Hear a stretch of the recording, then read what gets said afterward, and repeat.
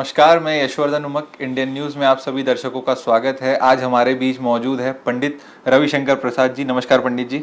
नमस्ते भैया। आज हम पंडित जी से जानेंगे होली उत्सव के बारे में पूरी जानकारियाँ, क्यों मनाई जाती है होली, कब मनाई जाती है होली और इसके पीछे के कारण तो हम विस्तार में जानेंगे पंडित जी के साथ। तो पंडित जी बताइए कि होली का दहन कब है, क्योंकि ये सबसे मुख्य रहता है कि तिथि क्या है, कब होली का दहन होगा, उसके बारे में बताइए।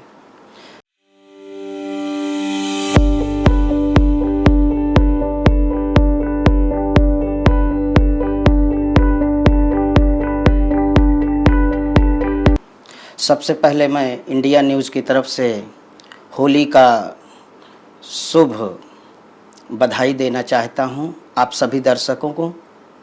अब जैसा कि आप कह रहे हैं कि होली का मुहूर्त क्या है, होलिका दहन का। जी होलिका दहन हमेशा जी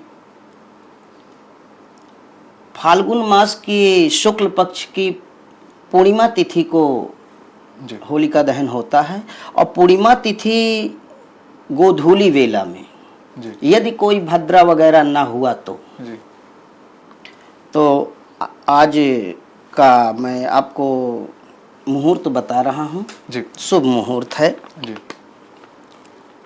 आज दिनांक 6 मार्च 2023 दिन सोमवार को जी रात्रि 12:24 से 1:35 तक होलिका दहन किया जाना चाहिए। जी चूंकि आज शाम 4:17 से रात्रि में 4:50 तक मृत्युलोक के भद्रा हैं, जी इसलिए भद्रा के लास्ट खत्म होते होते जी यानी भद्रा के पुक्ष में होलिका दहन किया जा सकता, ऐसा बनारस के पंडितों का शास्त्र सम्मत है। जी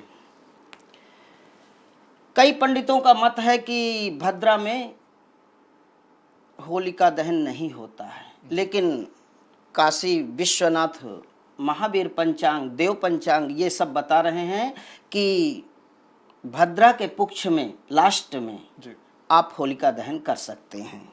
ये तो होलिका दहन का मुहूर्त हुआ। जी चलिए पंडित जी, ये तो आपने बताया कि होलिका दहन का मुहूर्त क्या है। अब होलिका दहन क्यों करते हैं हम, क्यों किया जाता है, ये हमारे दर्शकों को आप बताइए।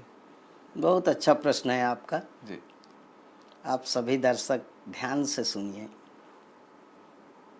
सतयुग में भगवान श्री हरि जी वैकुंठ धाम में निवास कर रहे थे।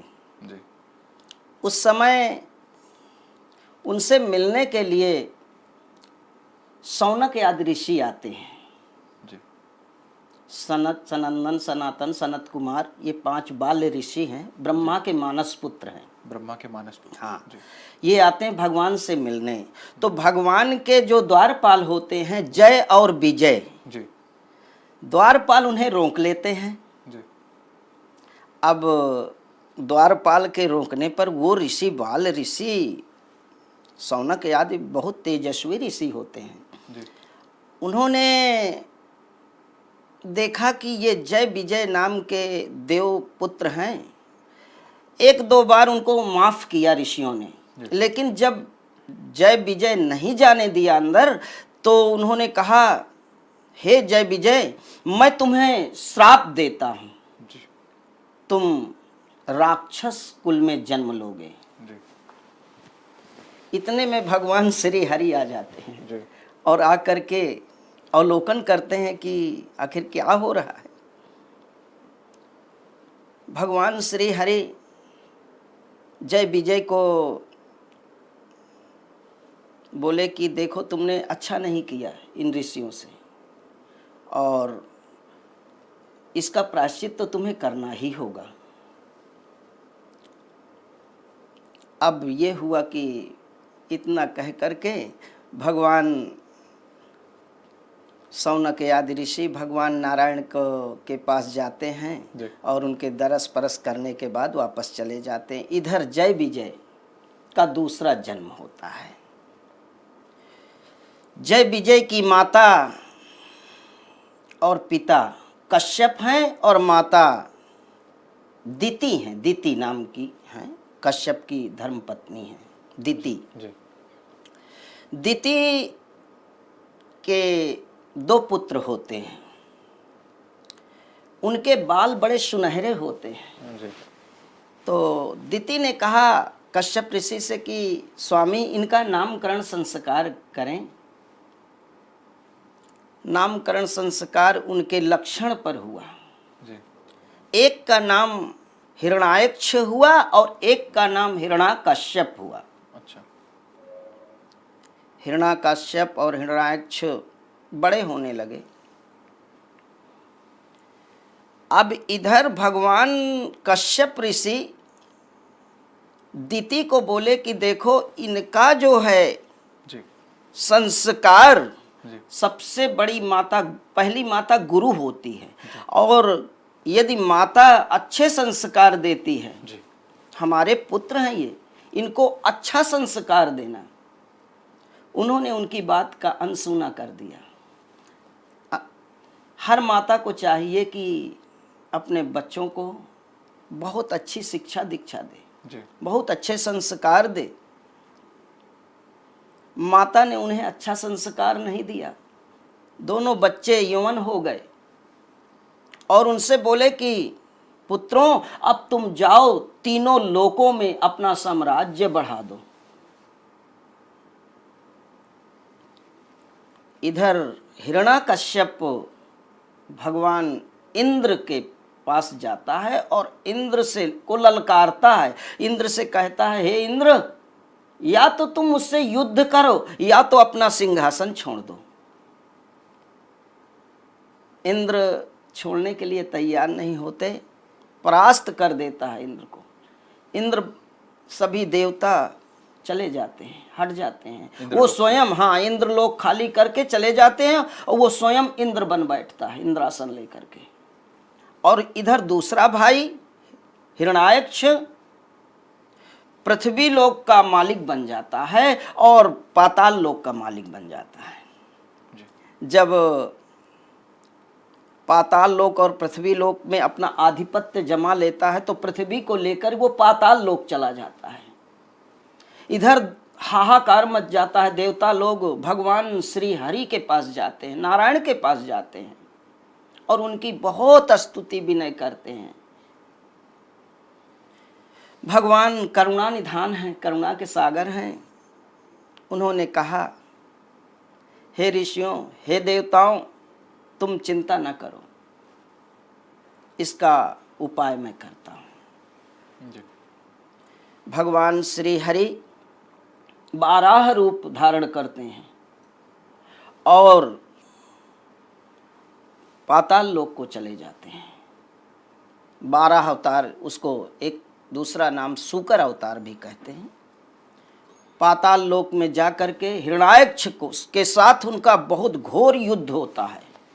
हिरण्याक्ष का वध कर देते हैं और पृथ्वी को लेकर के वापस आ जाते हैं भगवान। इधर जब हिरण्याक्ष का वध हो जाता है तो हिरण्याकश्यप पागल हो जाता है, पागल हो गया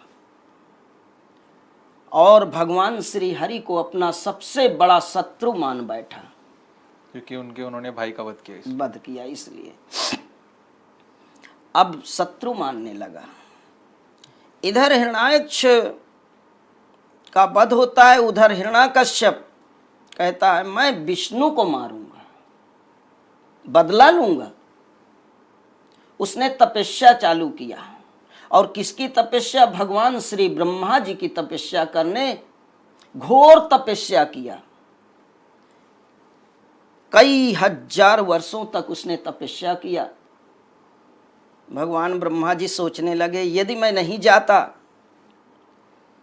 तो संसार में मेरा अपमान होगा, और यदि मैं जाता हूं तो पता नहीं ये क्या मांग लेगा। जी। ब्रह्मा जी आते हैं, पुत्र उठो, जागो, मैं तुमसे प्रसन्न हुआ, मांगो, क्या वर मांगते हो। उसने सबसे पहले यही कहा, मेरी मृत्यु ना हो। तो ये तो असंभव है, ब्रह्मा भी नहीं दे सकते हैं। जिसके घर में कुछ है ही नहीं और कोई मांगता है तो वो क्या देगा? ब्रह्मा जी ने कहा इसके अलावा तुम्हें जो भी मांगना है मांग लो, ये मैं नहीं दे सकता हूँ, नहीं दूंगा, क्योंकि मेरे पास है ही नहीं है, ये मेरा अधिकार नहीं है। ब्रह्मा जी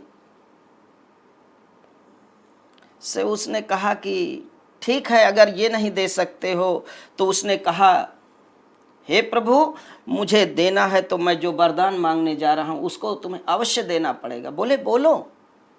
बोले मैं न रात में मरूं न दिन में मरूं, न शाम मरूं न सुबह मरूं, न ऊपर मरूं न नीचे मरूं, न जल में मरूं न थल में मरूं, और न मुझे मनुष्य मार सके, न मुझे देवता मार सके, न मुझे कोई पशु मार सके, ना मैं अस्त्र से मरूं न शस्त्र से मरूं। ब्रह्मा जी तथास्तु बोले और ब्रह्मा जी चले गए। अब इधर ये अपना अत्याचार चालू कर दिया हिरण्याकश्यप। इधर सुनिए, जब वो तपस्या में गया था उस बीच इसके पत्नी, हिरण्याकश्यप के पत्नी का नाम था कयाधु। इसके पत्नी के गर्भ था पेट में, और ये था नहीं। जब था नहीं वहां पर तो कयाधु घर में अकेली रानी कयाधु पेट से हैं। इधर भगवान इंद्र ने चढ़ाई कर दिया कि कयाधु के पेट में जो बच्चा पल रहा है उसे मुझे मारना है। इंद्र ने अपना अस्त्र शस्त्र से बहुत प्रयास किया मारने का, कयाधु का गर्भ नष्ट करने का, लेकिन हर बार भगवान श्री हरि नारायण रोक लेते थे। हर बार रोक लेते थे। कई बाण मारा उसने, कुछ नहीं हुआ उनका। अंत में इंद्र हार करके कयाधु को रूम में गया जहां उसका कमरा है, उस भवन में जा करके उसको बोला कि देवी तुम मेरे साथ चलो। बोले मैं इस स्थिति में कहाँ जा सकती हूँ? बोले आपको चलना होगा, नहीं चलोगी तो मैं अपने बल का प्रयोग करूंगा। उसने अपने बल का प्रयोग किया। उसका हाथ, कयाधु का हाथ पकड़ करके घसीटते हुए ले जा रहा था। इधर भगवान श्री हरि नारायण, देवी लक्ष्मी आपस में वार्ता कर रहे थे। हे भगवान, ये क्या अत्याचार है, क्या अन्याय है, इंद्र को ऐसा नहीं करना चाहिए। बोले तुम चिंता न करो देवी लक्ष्मी, मैं देखो क्या होता है आगे। भगवान श्री हरि ने नारद को भेजा, और नारद को भेज करके नारद बीच में जा करके उनसे बोले, इंद्र से बोले, हे देवाधिदेव इंद्र, ये तुम क्या कर रहे हो? तुमको शोभा नहीं देता। इस पोजीशन में, इस स्थिति में ये कन्या है और इसको तुम ऐसे घसीटते हुए ले जा रहे हो, ये तुमको शोभा? तुम इंद्र हो, अपने आप को पहचानो। बहुत समझाया भगवान नारद जी ने, बहुत समझाया, समझ गया। बोला मुझे माफ कर दो। अब भगवान देवर्षि नारद उस कयाधु को, देवी कयाधु को लेकर के अपने आश्रम जाते हैं, और आश्रम में जा करके उसका देख रेख खुद करते हैं। जब खुद करने लगे, समय आने पर एक पुत्र को उन्होंने जन्म दिया कयाधु ने। उनकी शिक्षा दीक्षा हुई कहाँ पर? उन्हीं के यहाँ, नारद के यहाँ। भगवान श्री हरि का एक मंत्र नारद ने उनको दिया, उनका नामकरण हुआ, श्री प्रहलाद उनका नामकरण हुआ। वो प्रहलाद नाम से जाने लगे। और उनको एक मंत्र देते हैं भगवान नारद, ओम नमो भगवते वासुदेवाय। पुत्र, ये तुम्हें जीवन भर तुम्हारा रक्षा करता रहेगा, ये मंत्र तुम्हारा है। उधर जब वो हिरण्याकश्यप आता है तो देखता है मेरी पत्नी नहीं, मेरा महल तहस नहस है। पता करने लगा तो पता चला कि मेरी पत्नी को देवर्षि नारद ले गए। नारद का उसने धन्यवाद किया कि तुमने मेरे पत्नी को बचाकर, मेरे पुत्र को बचाकर बहुत बड़ा मेरे साथ उपकार किया है। अब वो पत्नी और प्रहलाद जब आते हैं और आ करके महल में देखते हैं तो प्रहलाद का बात व्यवहार, रहन सहन, उनका ढंग सब अलग है, क्योंकि वो राक्षस और ये देवता सब अलग है, भिन्न है। एक दिन तो प्रहलाद ने कहा, पिताश्री आप भी मेरे साथ बोलिए ओम नमो भगवते वासुदेवाय। इतना कहते ही उसको आग लग गई, क्योंकि नारायण का द्रोही है वो, उसके भाई को मारे थे नारायण, बहुत बड़ा शत्रु बना लिया था भगवान को उसने। अब धीरे धीरे धीरे धीरे करके हिरण्याकश्यप अपने पुत्र का शत्रु बन गया। श्री हरि को तो भूल गया वो, अब पुत्र को मारने के लिए तैयार हो गया। बहुत अत्याचार किया प्रहलाद के साथ, बहुत अत्याचार किया, इतना अत्याचार किया कि उसे पहाड़ से ऊपर नीचे गिराया, उसे खौलते तेल में डाला, उसके साथ बहुत अत्याचार किया, उसको जेल में बंद करके खाना पीना नहीं दिया। एक दिन की बात है, एक दिन क्या होता है कि हिरण्याकश्यप की एक बहन थी, हिरण्याकश्यप की एक बहन थी और उस बहन को हिरण्याकश्यप अपने बड़े, वो जो भाई था हिरण्याक्ष, उसका एक बेटा था, अहलाद नाम था। तो वो जब पैदा हुआ उसी समय उन्होंने, हिरण्याकश्यप ने अपने बहन को, अपने भतीजे को दे दिया कि तुम इसको पालो। उसका नाम था सिंघिका, बहन का नाम सिंघिका। हाँ, तो वो पाल रही थी। ये भी कश्यप और दिति हाँ की संतान। हाँ, तो वो पाल रही थी। तो एक दिन अहलाद जो है वो फूल तोड़ने गए, क्योंकि प्रहलाद और अहलाद दोनों भाइयों में बड़ा प्रेम था, बहुत बड़ा प्रेम था। तो प्रहलाद जो है भगवान को मानसिक पूजा करते थे, नारायण को, तो सिर्फ उनके सामने और तो कुछ पूजा पाठ की सामग्री थी नहीं, उनके पास सिर्फ पुष्प थे। तो वो पुष्प लेने गए थे अहलाद अपने छोटे भाई के लिए, प्रहलाद के लिए, कि मेरा भाई पूजा करेगा। तो वो फूल तोड़ने गए तो उसको एक सांप ने काट लिया। जब सांप ने काट लिया तो हुआ ये कि वो मरणासन हो गया। तो प्रहलाद भगवान श्री हरि को पुकारा और बोले कि भगवान, मेरी यदि मैं सच्चा प्रेम तुमसे करता हूं तो मेरे भाई को जिंदा कर दो। और इधर वो मरणासन हो गया। इधर जब अहलाद मरणासन हो गया तो संदेशा भेजा गया सिंघिका के पास कि तुम्हारा पुत्र मर गया।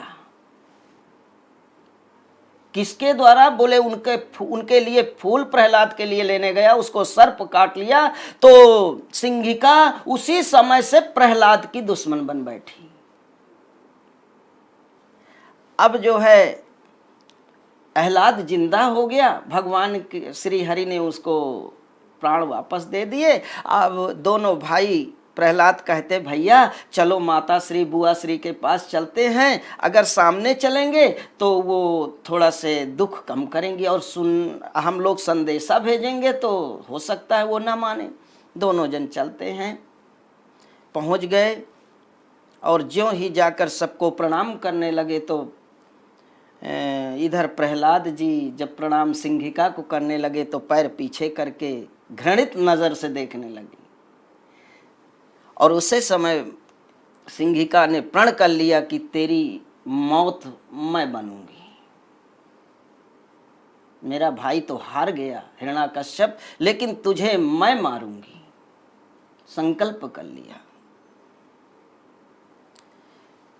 सिंहिका के पति प्रिचित्ति, विप्रचित्ती उनका नाम है, विप्रचित्ती नाम था उनका, और वो भी यहीं रहते थे हिरण्याकश्यप के पास।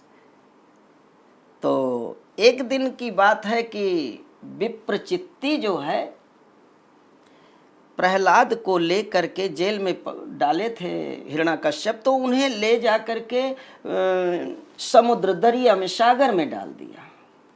और जब सागर में डाल दिया तो बोले कि अब ये मरी जाएगा, इसमें जल समाधि इसको मिल जाएगी। उधर प्रहलाद जी जो है उसी तरह समुद्र में नीचे चले गए, धीरे धीरे धीरे धीरे नीचे चले गए। उधर भगवान नारायण श्री हरि से माता लक्ष्मी कहती हैं, भगवान मेरे पुत्र को बचाओ, मेरे प्रहलाद पुत्र को बचाओ। तो भगवान श्री हरि कहते हैं, देवी वो काम तो तुम्हारा है, मेरा नहीं है, क्योंकि वो तो प्रहलाद तो अपने ननिहाल गया है। माता लक्ष्मी समुद्र की पुत्री हैं, बोले वो तो अपने ननिहाल गया है। और माता लक्ष्मी को भगवान कहते हैं, दृष्टि डालो जरा से पुत्र के ऊपर अपने। तो भगवान श्री कमल नयन एक कमल फेंक देते हैं, और वही कमल के ऊपर जो है उनका आसन होता है प्रहलाद का, और वो प्रहलाद नीचे ऐसे आसन पर पड़े हुए सो रहे हैं, और भगवान सागर उनको हवा दे रहे हैं, उनका स्वागत हो रहा है वहां। इधर सिंहिका ने कहा, कहाँ गया प्रहलाद? बोले कि वो तो खत्म हो गया। बड़ा वहां पर नाच गाना बजाना होने लगा कि प्रहलाद तो खत्म हो गया, खत्म हो गया। फिर देव सागर देव ने उनको लेकर के वापस हिरण्याकश्यप के पास आते हैं। फिर वही हाल। अब तो ये करते करते फाल्गुन मास की शुक्ल पक्ष में पूर्णिमा तिथि आ गई, और पूर्णिमा तिथि को उस समय वहां पर एक उत्सव मनाया जाता था। राक्षस लोगों में एक उत्सव मनाया जाता था। वो मदिरा पी करके, मांस मदिरा आदि का सेवन करके एक दूसरे को खूब उत्सव मनाते थे खुशी में। कोई धूल में गिर रहा है, कोई कैसे कर रहा है, कोई कुछ ऐसे करते हुए खूब। और उसी दिन फाल्गुन मास के शुक्ल पक्ष की पूर्णिमा तिथि होती है, उस दिन की बात है। अब तो प्रहलाद बोले, बुआ जी मैंने सुना है आप को अग्नि जलाती नहीं है, ये क्या है? आपको कहाँ से ऐसी शक्ति प्राप्त हुई? तो बुआ जी कहती हैं, अर्थात सिंहिका जी कहती हैं कि पुत्र तुम्हें देखना है? बोले हाँ देखना है हमें। बोले तब तो आज गोधूली बेला का इंतजार करो। गोधूली बेला में हम दोनों जन अग्नि में बैठेंगे। अब गोधूली बेला आ गई, और इधर उनके भाई हिरण्याकश्यप सिंहिका से आपस में चर्चा हो रही है कि आज इसके प्राणांत कर दूंगी मैं। सुंदर चिता का बनाया गया, और चिता में जो है सिंहिका प्रहलाद को लेकर बैठ जाती है। और जब प्रहलाद को लेकर बैठ जाती है तो अग्नि धीरे धीरे धीरे धीरे बढ़ती बढ़ती, और ज्यों अग्नि तेज बढ़ी तो प्रहलाद जो है वो तो बच जाते हैं, और सिंहिका वहीं भस्म हो जाती है, जल जाती है। इधर भगवान श्री हरि नारायण लक्ष्मी से बोले, हे देवी, आज से इस सिंहिका का नाम होलिका नाम रखा गया है। इसको भविष्य में आने वाले समय में होलिका नाम से लोग जानेंगे। और ये समय बसंत ऋतु का समय होगा, फाल्गुन मास होगा, पूर्णिमा तिथि होगी। इस समय एक वर्ष में जितनी भी बुराइयां हैं, जितने भी काम क्रोध मद लोभ जो भी हैं, साल के ये अंत समय पूर्णिमा तिथि को सब होलिका नाम से जला दिया जाएगा। और जो ये होलिका को पूजा करेगा, होलिका की पूजा जो करेगा, वो मेरे द्वारा वरदान का प्राप्त करेगा, मैं उससे प्रसन्न होऊंगा। होलिका उसी समय से होली का त्योहार मनाने जाना लगा। और इधर जो है प्रहलाद बच जाते हैं। जब प्रहलाद बच जाते हैं तो विप्रचित्ती जो उनके पति हैं सिंहिका के, वो अपने पत्नी को मरणासन देख करके जल गईं। उनको बहुत बड़ा क्रोध आता है। वो प्रहलाद को पकड़ लेते हैं और पकड़ करके राजा हिरण्याकश्यप के सामने ले जाकर एक खंभे में बांध देते हैं। हिरण्याकश्यप कहता है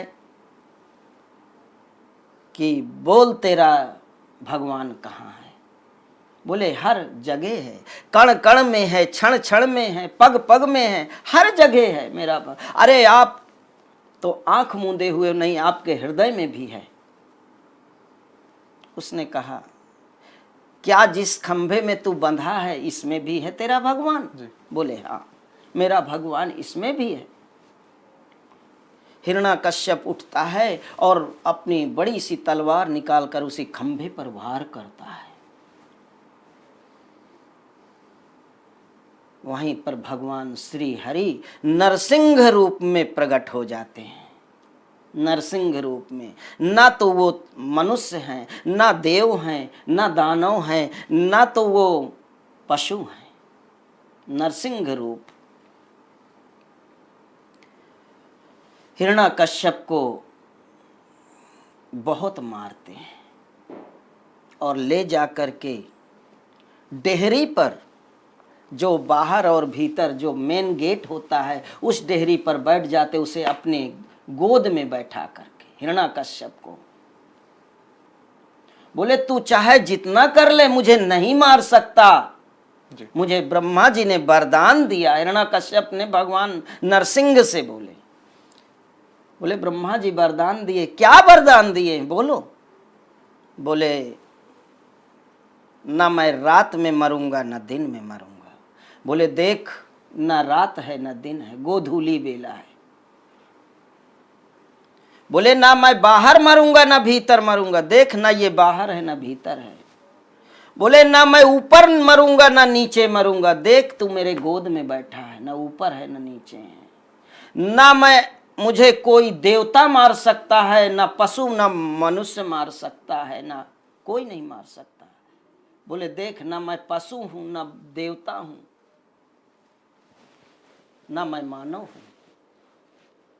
बोले ना मुझे अस्त्र मार सकता है ना मुझे शस्त्र मार सकता है। बोले देख ये मेरे नाखून, ना ये अस्त्र है ना शस्त्र है। वहीं पर उसका पेट फाड़ देते हैं और उसका उद्धार कर देते हैं, वो मारा जाता है। भगवान नरसिंह ये देख करके बहुत व्याकुल होते हैं। उनका इतना क्रोध बढ़ जाता है कि पृथ्वी कंपायमान होने लगती है। भगवान ब्रह्मा जी आते हैं, भगवान शंकर जी आते हैं, उनकी स्तुति करते हैं, शांत हो जाइए भगवान, शांत हो जाइए, किसी की नहीं मानते। श्री नारद जी आते हैं और आकर पीछे से कहते हैं प्रहलाद को, हे पुत्र, अब तुम ही इनको शांत कर सकते हो। जानते हो क्यों क्रोध किया था? वो क्रोध इसलिए किए थे भगवान की मेरे पुत्र को इसने बहुत तड़पाया है, बहुत मारा है, इसलिए क्रोध किए थे। तब प्रहलाद उनकी स्तुति करते हैं, विनय करते हैं, प्रार्थना करते हैं, हे नारायण, आप अंतर्यामी, आप जन्मदाता हैं, आप ही मृत्यु हैं, आप संसार को पालन करने वाले, आप संसार की मृत्यु करने वाले, आप प्रसन्न हो जाइए नाथ।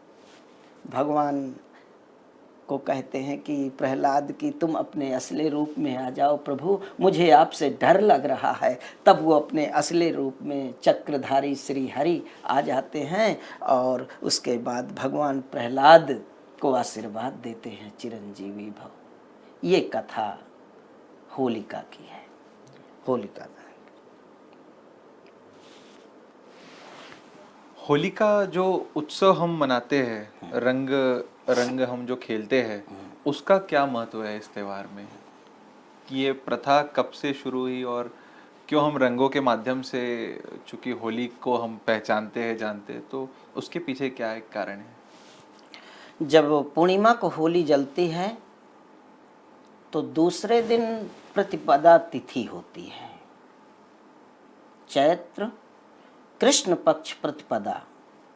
उस दिन होली जहाँ जलती, उस धूल को, उस राख को सब लोग, समाज के लोग सब एक दूसरे को मत्थे पर लगाते हैं और गले मिलते हैं, क्योंकि वहाँ पर बुराई जल गई है, अच्छाई आ गई है जी।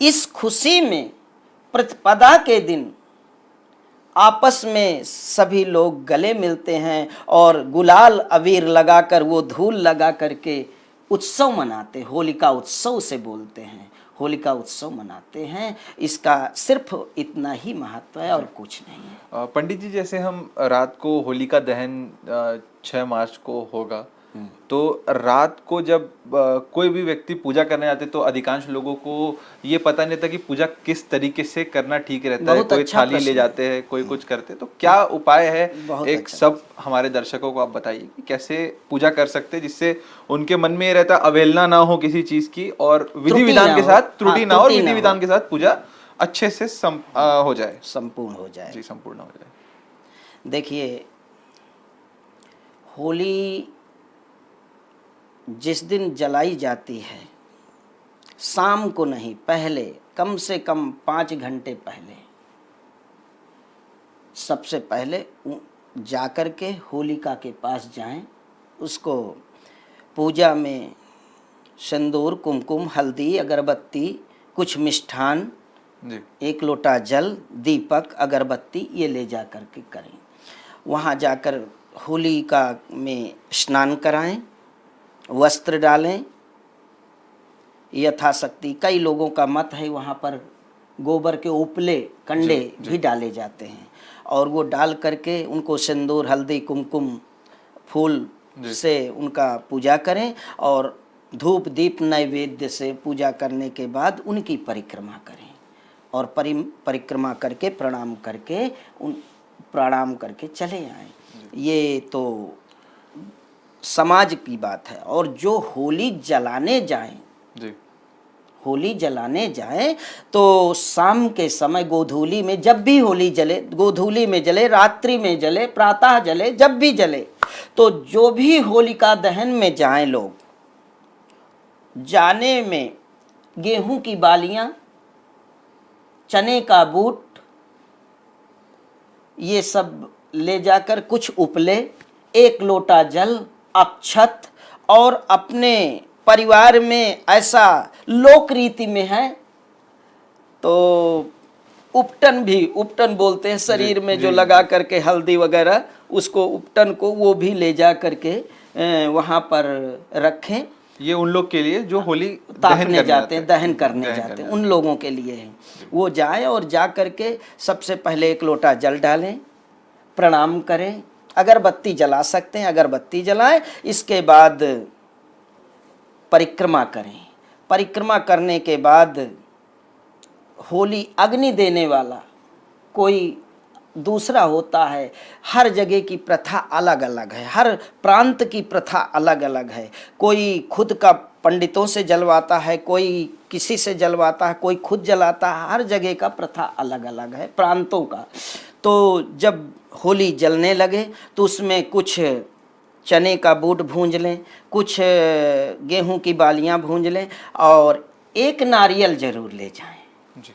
होली में नारियल डालें और डाल करके परिक्रमा करें और वो उपटन डाल दें और उनसे होलिका देवी से प्रणाम करें और उनसे प्रार्थना करें, हे प्रभु, हे माता, हे स्वामी, हमारी रक्षा करना, हमारे बाल बच्चों की रक्षा करना, हमारे अंदर जो भी बुराइयां हैं उनको आप ले जाइए।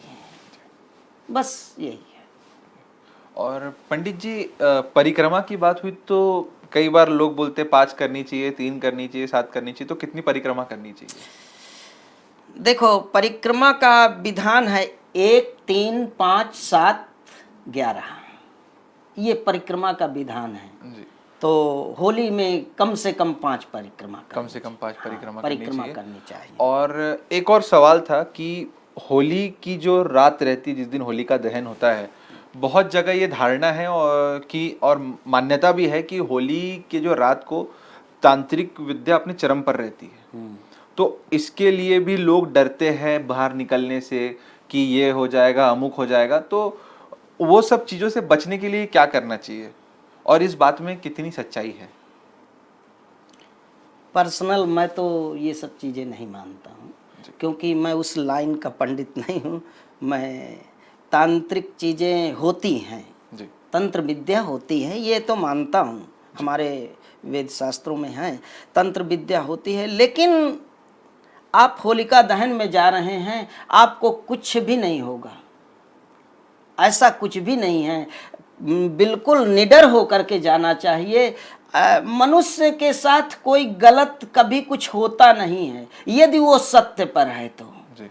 और अगर असत्य है, उसके अंदर कुछ कमियां हैं, तो उसके साथ कुछ भी भगवान कोई रूप, कोई बहाना दे देंगे और बहाने से उसको कुछ कष्ट पहुंचा सकते ईश्वर। बाकी ऐसा कुछ नहीं। सच्चा व्यक्ति हमेशा उसकी जीत होती है, उसको कोई तंत्र मंत्र कोई भी नहीं, कुछ नहीं उसका बिगाड़ सकता है। ये मेरा अपना पर्सनल सोच है, बाकी तो देखते हैं। पंडित जी, जो आपने कथा बताई होलिका दहन की, ये कथा किस पुराण में लिखी गई है, किस पुराण में है? और दूसरा सवाल ये था कि जैसा आपने बताया, जो सिंगिका थी, जो प्रहलाद की बुआ थी, उनको वरदान था कि अग्नि उन्हें कुछ नहीं कर सकती, मगर वो भी अग्नि में भस्म हो गई। तो उसके बारे में बताइए। सबसे पहले तो ये मैं बता रहा हूँ कि ये कथा विष्णु पुराण में है, विष्णु पुराण की कथा है ये। और दूसरी बात, आपने जो प्रश्न किया, ये भी आप बड़ा अच्छा प्रश्न किए हैं। सिंहिका एक बार भगवान अग्निदेव की जा कर के स्तुति करने लगी। जी। स्तुति करते करते उसको पता नहीं मानसिक चित्त में आया कि मैं तपस्या करूं, कुछ वरदान मैं भी लूं, क्योंकि मेरे भाई सब एक से एक वरदानी हैं और मेरे पास कुछ नहीं है, तो मेरे पास भी कुछ होना चाहिए। तो उसने भगवान अग्निदेव की तपस्या करने लगी और घोर तपस्या किया उसने। अग्निदेव को प्रसन्न कर लिया। अग्निदेव प्रकट होकर के बोले, देवी वर मांगो। सिंहिका ने कहा, भगवान अगर देना चाहते हो तो मुझे सिर्फ, और तो मुझे कुछ नहीं चाहिए, मैं खुद एक रानी हूँ, मुझे कुछ नहीं चाहिए, मुझे सिर्फ इतना चाहिए कि मुझे अग्नि जला न सके। जब उन्होंने ये वरदान मांगा तो अग्निदेव बोले, तथास्तु, जो तुम कह रहे हो सही है, होगा, अग्नि कभी तुमको नहीं जलाएगी। लेकिन देवी, मेरी एक बात है, जब तुम अग्नि में ये तुम्हारा जो मैं तुमको दिया वरदान, इस वरदान में जब तुम्हारे अंदर कोई खोट होगा, कपट होगा, तो ये वरदान तुम्हारा निष्फल हो जाएगा। तो अब तो उसने अपने हिरण्यकश्यप भाई से बात कर चुकी थी और अपना बदला लेने के लिए कि मेरे पुत्र अहलाद को इसके बदौलत उसको सर्प ने काटा है तो मैं भी इसके प्राण लूंगी। तो उसके अंदर ये खोट आ गया था, और जब खोट आ गया था तो उसका जो अग्नि में जब बैठी तो उसका वरदान निष्फल हो गया। बस इतना सा है जी।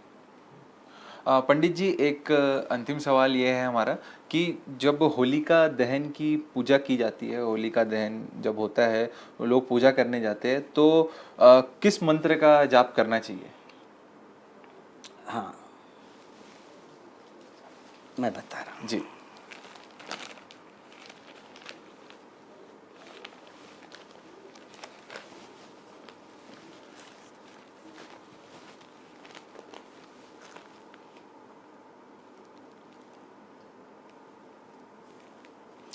ओम होलिकाय नमः।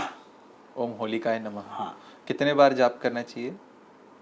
कम से कम 21 बार नहीं, एक माला 2 माला तो करना ही चाहिए कम से कम। अब मान लो कोई किसी को व्याधि है, किसी को कष्ट है, कोई कैसे है, तो कम से कम 21, और नहीं तो कम से कम 5 माला, 3 माला, 2 माला, 1 माला तो जरूर करें। ओम होलिकाय नमः। हाँ, ओम होलिकाय नमः। तो ये थे हमारे साथ पंडित रविशंकर द्विवेदी जी, जिन्होंने हमें होलिका दहन की कथा बताई और होलिका दहन क्यों मनाया जाता है उसके बारे में बताया, और होलिका दहन का जो विधि विधान है और मुहूर्त के बारे में बताया। इंडियन न्यूज़ के इस कार्यक्रम में फिलहाल इतना ही। मुझे दीजिए इजाज़त। नमस्कार। नमस्कार।